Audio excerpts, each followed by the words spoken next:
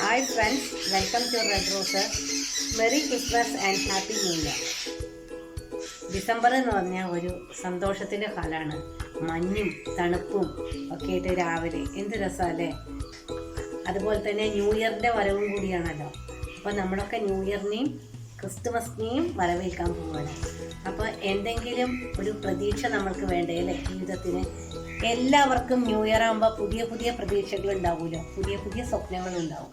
അതെല്ലാം പൂവണിയട്ടെ, അതിന് ദൈവം നമ്മളെ അനുഗ്രഹിക്കട്ടെ. ക്രിസ്തുമസ് പ്രമാണിച്ചിട്ട് നമുക്ക് എന്തെങ്കിലും ഒരു പുതിയ ഐറ്റം കൊണ്ടുവരണ്ടേ. അപ്പം ഞാൻ വിചാരിച്ചു ഒരു പിടിയും കോഴി ഉണ്ടാക്കിയാലോ. ക്രിസ്തുമസിന് വളരെ ഫേമസ് ആണ് പിടിയും കോഴിയും, എല്ലാവർക്കും വളരെ ഇഷ്ടപ്പെടും. വളരെ എളുപ്പമാണ് ഉണ്ടാക്കാൻ, വളരെ സ്വാദിഷ്ടമാണ്. അപ്പം നമുക്ക് പിടിയും കോഴി ഉണ്ടാക്കാൻ അടുക്കളയിലേക്ക് പോകാം. പിടി ഉണ്ടാക്കാൻ വേണ്ടിയിട്ട് നല്ല വറുത്ത അരിപ്പൊടിയാണ് വേണ്ടത്. ഈ ഒരു കപ്പിൽ 2 കപ്പ് അരിപ്പൊടിയാണ് ഞാൻ എടുത്തിരിക്കുന്നത്. ഈ ഒരു കപ്പ് കൊണ്ട് 1.5 കപ്പ് തേങ്ങ വേണം പിടി ഉണ്ടാക്കാനായിട്ട്. ഒരു 8-10 ചെറിയ ഉള്ളി നന്നായി ചതയ്ക്കണം. നല്ല ജീരകം നന്നായിട്ട് ചതയ്ക്കണം. 1 ടീസ്പൂൺ ജീരകം എടുത്തിട്ടുണ്ട്. കുറച്ച് ഉപ്പും വേണം. ആദ്യമായിട്ട് നമ്മൾ ചെയ്യേണ്ടത് ഈ അരിപ്പൊടിയിലേക്ക് ഈ തേങ്ങ ഇട്ടതിന് ശേഷം നന്നായിട്ട് ഒന്ന് കൈ കൊണ്ട് ഇങ്ങനെ മിക്സ് ആക്കിയിട്ട് ഒരു അരമണിക്കൂർ റെസ്റ്റ് ചെയ്യാൻ വെക്കണം. നന്നായി മിക്സ് ആക്കണം. ഇതിലേക്ക് ഉപ്പിടേണ്ട ആവശ്യമില്ല ഇപ്പോട്ടോ. ഇപ്പോൾ ഇതിങ്ങനെ നന്നായിട്ട് മിക്സ് ആക്കിയിട്ട് ഇങ്ങനെ ഒന്നാക്കി വെച്ചാൽ മതി. അടുത്ത പ്രോസസ്സ്, ഒരു പാൻ എടുത്ത് ഇതിലേക്ക് 1 കപ്പ് വെള്ളം ഒഴിക്കാം.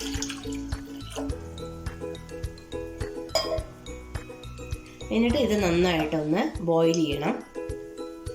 ഇത് ബോയിൽ ചെയ്യാൻ വെച്ചതിന് ശേഷം ഇതിലേക്ക് 1 ടീസ്പൂൺ ഉപ്പ്, ഈ ഉള്ളി, ഈ ജീരകം ഇതെല്ലാം ഇട്ട് നന്നായി തിളപ്പിച്ചെടുക്കണം. ഈ വെള്ളം നന്നായി തിളച്ചതിന് ശേഷം അരിയും തേങ്ങയും കൂടി നമ്മൾ മിക്സാക്കി വെച്ചത് നന്നായിട്ടൊന്ന് കുഴച്ചെടുക്കണം. അപ്പോൾ നമുക്ക് ഇതൊന്ന് അടച്ചു വെക്കാം, നന്നായിട്ടൊന്ന് ബോയിൽ ആവട്ടെ. അപ്പോഴേ ഇതിലെ ഉള്ളിയുടെയും ഈ ജീരകത്തിൻ്റെയും എസൻസ് നന്നായിട്ട് മിക്സ് ആവുള്ളൂ വെള്ളത്തിൽ. അപ്പോൾ നല്ല ടേസ്റ്റാണത്. അപ്പോൾ മാവ് കുഴയ്ക്കാൻ വേണ്ട വെള്ളം ബോയിലായി കണ്ടില്ലേ, നല്ല മണവും വന്നു കേട്ടോ. നമുക്ക് ഓഫ് ചെയ്യാം. അരിപ്പൊടിയും തേങ്ങയും കൂടി മിക്സ് ആക്കിയിട്ടുള്ള ഈ മിക്സ്ചർ ഇതിലേക്ക് ഇട്ട് കൊടുക്കാം. നമുക്ക് ഈ ബോയിൽ ചെയ്ത വെള്ളത്തിൽ ഇത് കുഴച്ചെടുക്കാം. ആവശ്യത്തിന് വെള്ളം നോക്കിയിട്ട് ഒഴിക്കണം കേട്ടോ. നമുക്കിതൊന്ന് മിക്സ് ആക്കണം ആദ്യം. കണ്ടുവോ, പൊടി വീർത്ത് വരുന്നുണ്ടില്ലേ. നൂൽപ്പുട്ടിൻ്റെ പരുവത്തിലാണ് നമുക്കിത് കുഴച്ചെടുക്കേണ്ടത്.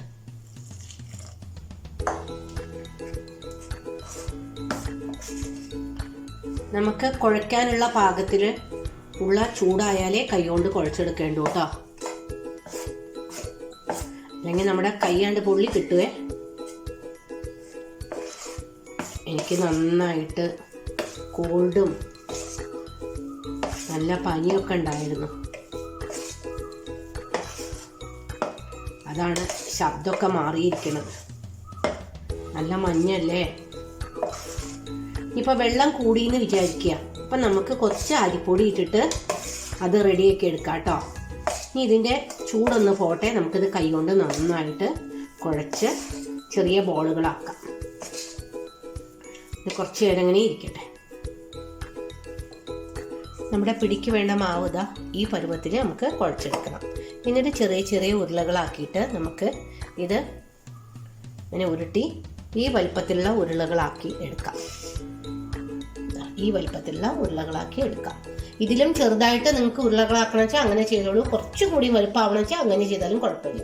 അങ്ങനെ നമുക്ക് എല്ലാം ഉരുളകളാക്കി എടുത്ത് ഞാൻ നിങ്ങൾക്ക് കാണിച്ചു തരാം.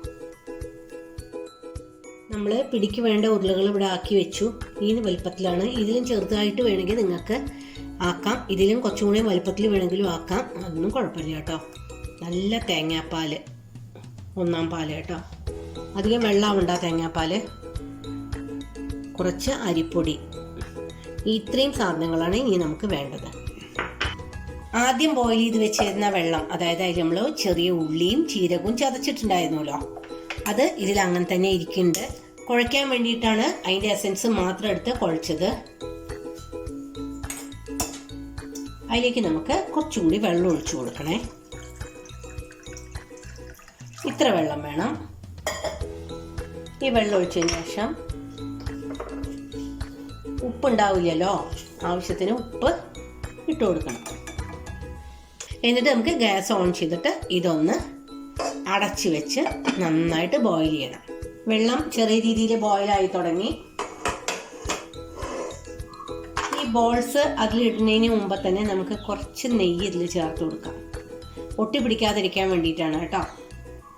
നന്നായി തിളച്ചതിന് ശേഷം മാത്രമേ നമുക്ക് ഈ റൈസ് ബോൾസ് ഇതിലിട്ട് കൊടുക്കാവൂ. ഇല്ലെങ്കിൽ അത് അലിഞ്ഞു പോവും, എല്ലാം ഒന്നിനൊന്ന് ഒട്ടി പിടിക്കുകയും ചെയ്യും. ഇനി നമുക്ക് ഓരോന്നായി ഇതിലേക്ക് ഇട്ട് കൊടുക്കാം. ഇട്ട് കൊടുത്താൽ ഒരു 15 മിനിറ്റെങ്കിലും ഇതിൽ കിടക്കണം കേട്ടോ. ആകെ ഇതെല്ലാം കൂടി നമ്മളിങ്ങനെ കുത്തിയിട്ട് അങ്ങനെ ഇളക്കരുത്, അപ്പോൾ ഒക്കെ അത് കലങ്ങിപ്പോവും. നമുക്കത് അടച്ചു വെച്ചിട്ട് ഹൈ ഫ്ലെയിമിൽ വെച്ച് കൊടുക്കാം. തിളച്ചു കഴിഞ്ഞാൽ അത് ലോ ഫ്ലെയിമിൽ വെച്ച് കൊടുക്കാം. അപ്പോഴാണ് അത് നന്നായി വേവുള്ളൂ കേട്ടോ. അപ്പം നമ്മളുടെ പിടി ഇവിടെ നല്ല ക്രീമി ആയി കണ്ടുവാ. ഇതിലേക്ക് നമുക്ക് വേണമെങ്കിൽ കുറച്ച് അരിപ്പൊടി ഇട്ട് കൊടുക്കാം കേട്ടോ. ഇഷ്ടമുണ്ടെങ്കിൽ മാത്രം ഇട്ടാൽ മതി.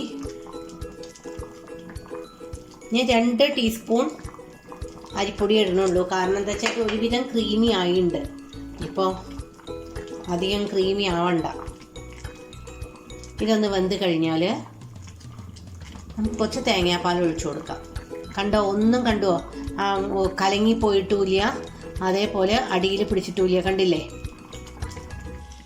ഇത് നല്ല ക്രീമിയായി. നമുക്ക് ഇതിലേക്ക് തേങ്ങാപ്പാൽ ഒഴിച്ചു കൊടുക്കാം കേട്ടോ. ഒന്ന് ചെറുതായിട്ട് നമുക്കിത് ഇളക്കി കൊടുക്കാം.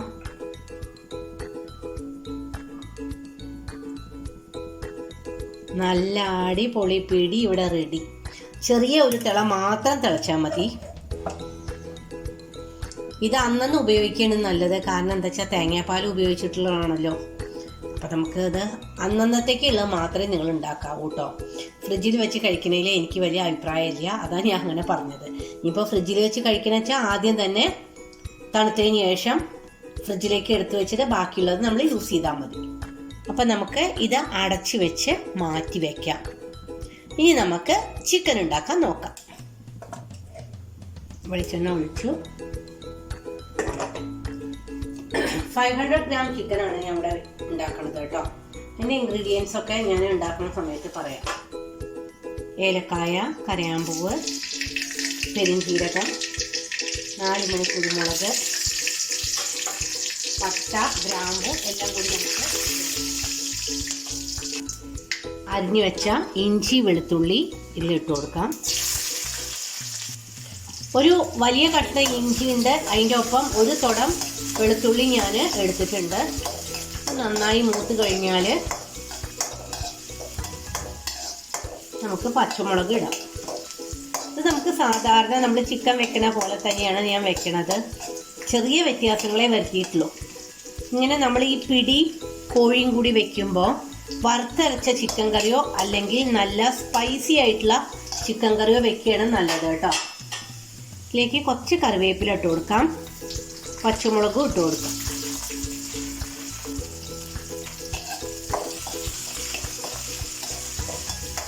$500 ഗ്രാം ചിക്കന് എത്ര വെളുത്തുള്ളി വേണം, എത്ര ഇഞ്ചി വേണം എന്നൊക്കെ ഞാൻ പറഞ്ഞതിൻ്റെ ആവശ്യമില്ലല്ലോ. നമുക്ക് ഏകദേശം അറിയാലോ.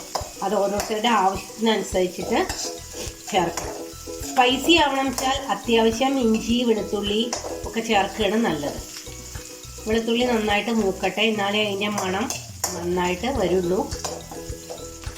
കുറച്ച് എരിവൊക്കെ ഉണ്ടായാലേ നമുക്ക് പിടി കഴിക്കുമ്പോൾ ഒരു ടേസ്റ്റ് വരുള്ളൂ. പിടി എരിവൊന്നുമില്ലല്ലോ. ഇതിപ്പോൾ അത്യാവശ്യം നന്നായിട്ട് മൂക്കും. ഇതിലേക്ക് നമുക്ക് 2 വലിയ സവാള ചെറുതായി അരിഞ്ഞത് ഇട്ട് കൊടുക്കാം.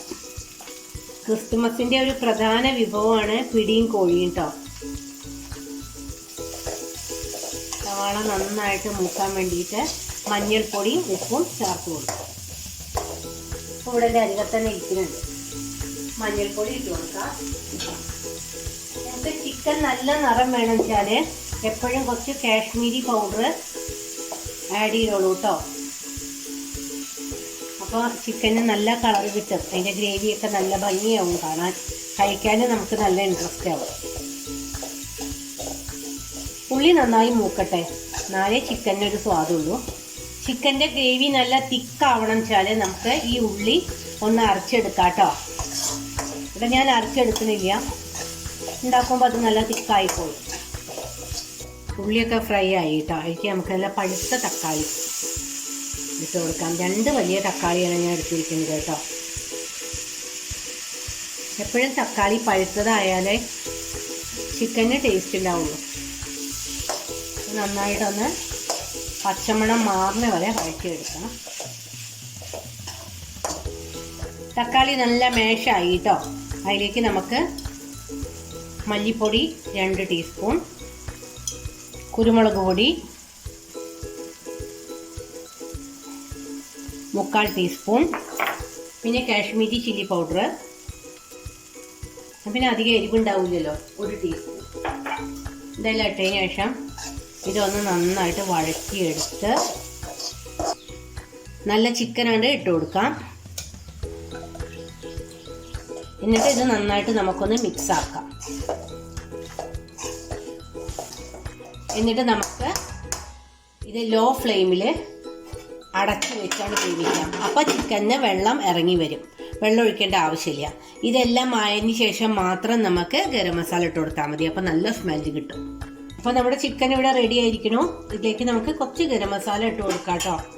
കുറച്ച് ഇട്ട് കൊടുത്താൽ മതി. മല്ലിയില,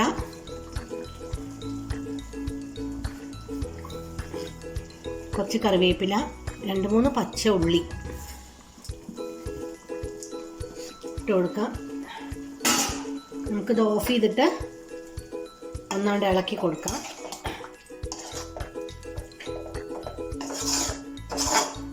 പത്ത് മിനിറ്റ് ഇരുന്നതിന് ശേഷം നമുക്ക് ഈ ബൗളിലേക്ക് മാറ്റാം.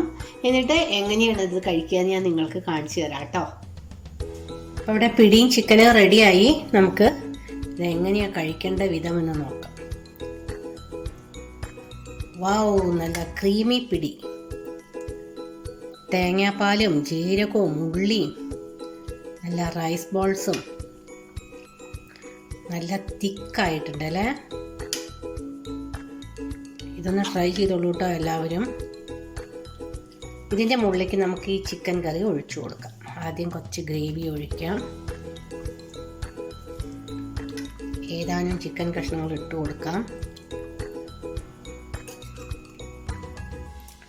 Super smell, super taste. ഇനി നമുക്ക് രണ്ടും കൂടി മിക്സ് ആക്കിയിട്ട് ഒരു സ്പൂൺ ഉപയോഗിച്ച് കഴിക്കാം. എല്ലാവരും ഇത് ക്രിസ്മസിന് ട്രൈ ചെയ്യൂ. പുതിയ പുതിയ വെറൈറ്റി വീഡിയോസ് ആയിട്ട് ഞാൻ നിങ്ങളുടെ മുമ്പിൽ ഇനിയും വരും. Merry Christmas and happy new year. എല്ലാവർക്കും നല്ലത് വരട്ടെ. Till next time, take care, by.